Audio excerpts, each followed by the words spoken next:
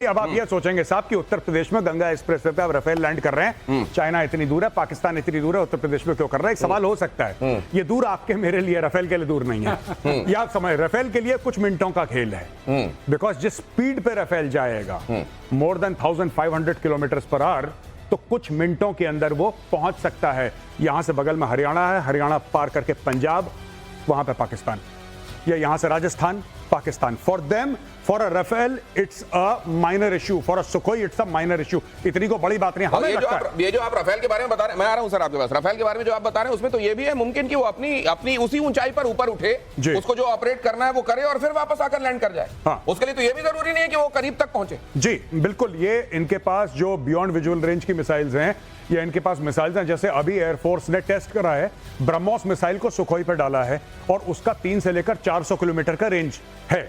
और अब ये कह रहे हैं कि अगले फेज में एक सुखोई के ऊपर 4-4 ब्रह्मोस, अभी एक का 4-4 ब्रह्मोस। अब आप ये समझ लीजिए कि दे आर फ्लाइंग, ये इंटरनेशनल बॉर्डर के पास या लाइन ऑफ कंट्रोल के पास ये घूम रहे हैं हमारे सुखोई।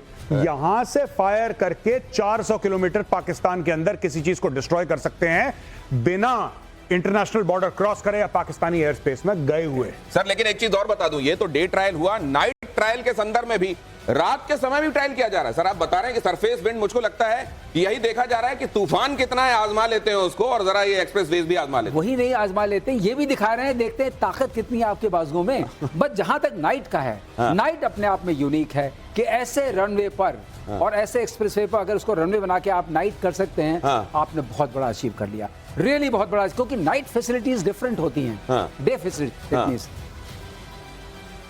सॉरी। सो नाइट फैसिलिटीज को पूरा आपको स्टैब्लिश करना पड़ता है। एयरफील्ड लाइटिंग होती है जी, उसके बाद टैक्सी ट्रैक की लाइटिंग होती है, तो वो करना, और एटीसी टावर जो है, जो हम ऑप्स एटीसी बोलते हैं, वो स्टैब्लिश कर दी गई है। तो इसका मतलब, मैं अब वेटरन से बात कर रहा था आपके जैसे ही, उन्होंने सरगोधा के बारे में बताया था और बताया था कि उस समय तो असल में ना तो वैसी एयर स्ट्रिप थी और ना वो प्रॉपर लिटअप थी, और तब भी हमने रोल करना शुरू किया और दुश्मन को जाके ठोका था। तो अब तो हमारे पास इतना इंफ्रास्ट्रक्चर है। आगे मैं आपको दिखाऊं जरा पाकिस्तान के एटम बॉम्ब को लेकर बहुत बड़ी खबर। अमेरिका ने पाकिस्तान के एटमी हथियारों पर कसी नकेल। CIA और स्पेशल फोर्सेस का सीक्रेट प्लान रेडी। पाकिस्तान के एटमी वेपन्स को डिसेबल करने का ऑप्शन भी अमेरिका ने रेडी रखा हुआ। और आज से नहीं, जब ओसामा को ठोका गया था पाकिस्तान के भीतर, तब से ही ये ऑप्शन रेडी रखा गया है। लेकिन क्या ये ऑप्शन जल्द ही एग्जीक्यूट होते हुए भी हम देखेंगे? इसमें, इसको नटशेल में अगर आप समझना चाहते हैं तो यह है कि पाकिस्तान ने एक ऐसा प्लान रेडी रखा है कि मिनटों के अंदर पाकिस्तान अपने जो पाव पाव भर के बॉम्ब्स का जिक्र करता है, वो अमेरिका के हाथ में होंगे या अमेरिका जिनको चाहता है उन हाथों में होंगे। क्योंकि कहा यह जाता है कि ये केवल यही एक गीदड़ भपकी है जिसका बार बार इस्तेमाल किया जाता है। तो उसको वंस एंड फॉर ऑल इस रोग स्टेट से खत्म करने के बारे में भी चीजें चल रही हैं। ये एम्बेसडर त्रिपाठी, कहा जाता है पोजीशन ऑफ स्ट्रेंथ पर ही आप डिप्लोमेसी में भी डील करते हैं। अगर आप ताकतवर नहीं है तो डिप्लोमेसी में भी आपकी कोई सुनता नहीं है, और अगर आप रोग स्टेट हैं तब तो आपको हिकारत से देखा जाता है। पाकिस्तान इस समय इस वाली डॉक्ट्राइन को जो अमेरिका की है खातिर में ला रहा होगा कि मेरे बच्चे रहे ये बॉम्ब। देखिए, मुझे याद आती है रामधारी सिंह दिनकर की पंक्तियाँ, क्षमा शोभती उस भुजंग को जिसके पास गरल हो, उसको क्या जो दीनहीन विषहीन विनीत सरल हो। तो ये तो दीनहीन है, ये क्या कर सकते? लेकिन विनीत और सरल तो नहीं, विनीत सरल नहीं है, लेकिन दीनहीन है, हीन है एकदम। और इसलिए हम पोजीशन ऑफ स्ट्रेंथ से ही बात करेंगे। पाकिस्तान की जहाँ तक बात है, देखिए पाकिस्तान डरा हुआ है और किसी भी उसमें, लेकिन सर ये जो कहते हैं कि हमारी सॉवरेनिटी पे हमला, बड़ा सॉवरेनिटी इन्होंने चिल्लाया था जब ओसामा को अमेरिका ने मारा था। ये सॉवरेनिटी का राग, मतलब इस तरह का अगर कोई ऑपरेशन होता है, मैं एक सेकंड में गौरव के पास आपके, ये अगर होता है तो ये सॉवरेनिटी वाला ये जो कथित फैक्टर है, अमेरिका ने इसके बारे में क्या सोचा होगा? आपको पता है अमेरिका क्यों ऐसे प्लान बना रहा है? हाँ। कारण क्या है? बहुत समय तक एक थ्योरी चली थी पूरी दुनिया में कि पाकिस्तान के पास जो न्यूक्लियर वेपन्स हैं, अगर पाकिस्तान डिस्टेबलाइज होता है, वहां पे उथल पुथल होती है, तो ये न्यूक्लियर वेपन्स अलकायदा के हाथ लग सकते हैं, इस्लामिक स्टेट के हाथ लग सकते हैं, तालिबान के हाथ लग सकते हैं। ठीक है, तो उन्होंने बोला कि नहीं, पाकिस्तान को स्टेबल रखो। बाद में एक थ्योरी ये आई कि साहब आखिर अलकायदा है क्या? ये तो एक विचारधारा है, ये तो एक मानसिकता है, और अलकायदा की मानसिकता वाले खुद पाकिस्तान के जर्नल हैं। तो बाहर से अलकायदा को आने की आवश्यकता नहीं है, पाकिस्तानी आर्मी के अंदर खुद अलकायदा है। ईमान तकवा जिहाद फी सबिलिल्लाह। This is the motto of the Pakistan क्या है आर्मी। ये? क्या कह दिया आपने अभी अभी? ईमान, तकवा, जिहाद फी सबीलिल्लाह। इसका मतलब क्या है? इसका मतलब है faith, piety and holy war in the path of Allah. यानी कि ये प्रोफेशनल आर्मी नहीं है, ये ऐसी आर्मी है जिसका फर्ज है काफिरों के My खिलाफ God. जिहाद करना। ईमान, तकवा, जिहाद फी सबीलिल्लाह। माय गॉड, ये अगर इस तरीके की डॉक्ट्राइन के साथ, और आप सोचिए दुनिया में जितनी ऐसी चीजें हैं जिनको लेकर आपके अंदर विभत्स होने वाले भाव आते होंगे कि ये बड़ी विभत्स चीज है, बड़ी दुर्दांत काम है, उसके नाम के साथ होली कैसे जोड़ दिया जाता है? किसी भी चीज के साथ होली या मजहब की कुछ चीजें जोड़कर उसको लेजिटिमेट कैसे करने की कोशिश करता है पाकिस्तान, ये भी देखिएगा। पाकिस्तान से जारी तनातनी के बीच रक्षा सूत्र एक बड़ी खबर दे रहे हैं। भारत ने सीमा पर एक्टिवेट किए जीपीएस स्पूफिंग रेडार। सोर्सेज बता रहे हैं कि दुश्मनों के फाइटर प्लेन, मिसाइल, ड्रोन को गुमराह करने के लिए इसको डिप्लॉय किया गया है। सर, ये कैसे काम करता है? हाँ, ये बहुत अच्छी बात आपने पूछी। जो पाकिस्तान, पहले मैं शुरू करूं, पाकिस्तान के जो न्यूक्लियर बॉम्ब है और जो अमेरिकन थ्रेट आया है, हमने, अगर आपने सुना होगा, कुछ साल पहले हमारे यहाँ हुआ था कि हम कोई भी चाइनीज कंपोनेंट यूज नहीं करेंगे। हाँ, ठीक है। क्या डर था?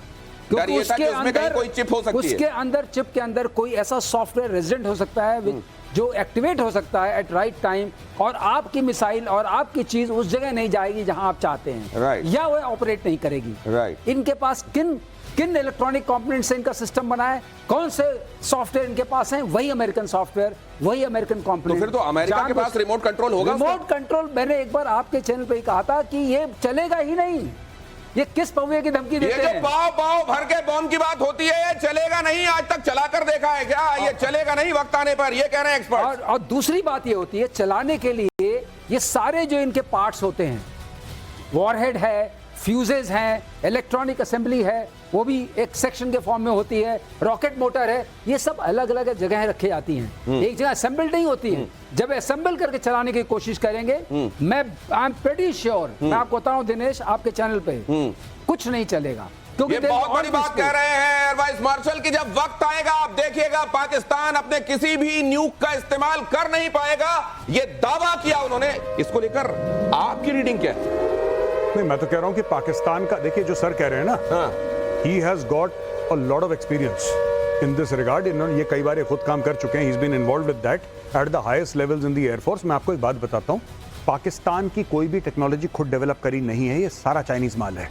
ये लेते हैं एक मिसाइल, तो इनको क्या भटकाना है? इनको तो वैसे ही भटके हुए हैं, फिर ये स्पूफिंग क्या करना है? नहीं, ये पाकिस्तानी एक मिसाइल लेते हैं जिसका कोई चाइनीज नाम होगा जिंग जोंग पिंग पोंग, ठीक है। फिर जिंग जोंग पिंग पोंग को लिया, फिर उसके ऊपर उन्होंने हरा पेंट करा, फिर सफेद रंग से चांद सितारा बनाया, उसके नीचे लिखा शाहीन, बाबर, औरंगजेब, पता नहीं क्या क्या, और फिर बोला ये हमारी मिसाइल है। वो सारी की सारी जो डिफंक्ट मिसाइल है चाइना की, वो लेकर आए हैं ये लोग, और खुद कहते हैं हमने बनाई। कुछ नहीं बनाया इन्होंने, ये सुई नहीं बना। आपने कुछ सुना है कोई पाकिस्तानी ब्रांड? जो बंदा मिसाइल बना सकता है, फ्रिज तो बना सकता होगा। आपने कभी Pakistani fridge made in China देखा है, सुना है, पाकिस्तान तो नहीं देखा सुना है। ये तो झूठ बोलते हैं ना कि ये हमने बनाया, सब पाकिस्तान। ये बहुत बड़ी बात कही जा रही है कि आपने कोई एक ब्रांड देखो, अगर टेक्नोलॉजिकल सुपीरियरिटी कहीं पर होती तो कोई एक प्रोडक्ट तो होता जो पूरी दुनिया में कहा जाता कि भाई साहब पाकिस्तान की वो अमुक चीज बड़ी अच्छी है। जिंग जोंग पिंग पोंग लेकर हरा पेंट करके सफेद चांद सितारा बताकर उसको कह दिया जाता है कि हमारी शाहीन है, हत्फ है, और न जाने क्या क्या है। अब जरा ये देखिए, पहलगाम अटैक के बाद पाकिस्तान कर रहा है सीज फायर का उल्लंघन, बेतहाशा उल्लंघन। एलओसी और इंटरनेशनल बॉर्डर पर लगातार गोलीबारी। 22 अप्रैल से एलओसी पर 23 बार बल्कि, और किस तरीके से सीज फायर का उल्लंघन हो रहा है, बगैर उकसावे की गोलीबारी हो रही है। भारतीय सेनाएं उसका मुंहतोड़ जवाब दे रही हैं। किन किन जगहों पर ये सीज फायर का उल्लंघन हो रहा है, ये दिखाने के लिए भी हम एक स्पेशल ग्राफिक के जरिए आपको ये दिखाएंगे कि ये असल में उल्लंघन किस किस जगह पर हुआ है और इसके मायने क्या है। एक तरफ तो ये कहा जा रहा है कि प्रोवोक ना किया जाए, हम तो चाहते हैं कि शांति बरकरार रहे क्योंकि दोनों न्यूक पावर्ड मुल्क हैं, और दूसरी तरफ ये देखिए, ये गिनती जिस समय तक ये ग्राफिक बना था उस समय तक 23 पहुंच गई थी। ये जरा आइए मेजर आर्या, आइए इसको समझाइए। 23 वायलेशंस ऑफ सीज फायर। अच्छा,